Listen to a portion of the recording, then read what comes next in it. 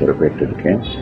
எனது ப்ரையாரிட்டி என்னன்னா, அனைத்து துறைகளை சார்ந்த மக்களுக்கும் அனைத்து துறைகளை சார்ந்த திட்டங்களை மக்களிடம் எடுத்து செல்வதற்கு அனைத்து முயற்சிகள் எடுக்கப்படும்.